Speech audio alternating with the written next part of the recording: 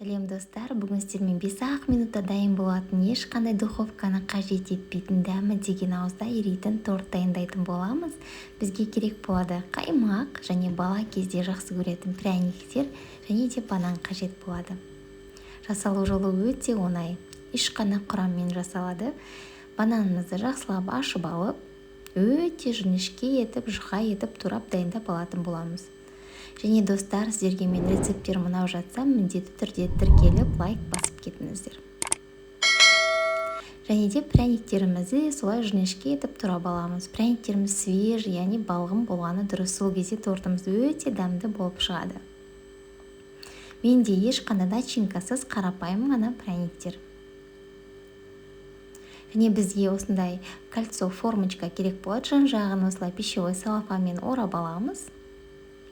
Және видеодадай барлығын пряниктерді қойып шығамыз. Астына қаймақ жағуды ұмытпаңыздар, сол кезде пряниктеріміз жылжымайды. Мен жағуды ұмытып кетіппін.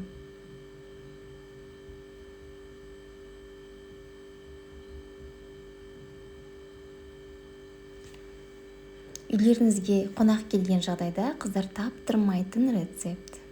Өте оңай жасалады. Және де үстіне қаймағымызды жағып шығамыз. Кейін бананымызды жағамыз.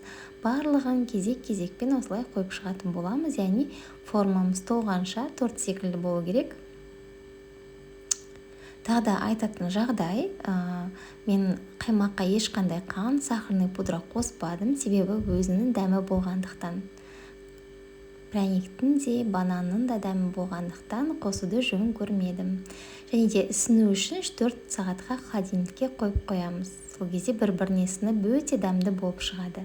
Өздеріңіздің қалауларынша әсемдесеңіздер болады. Ас болсын.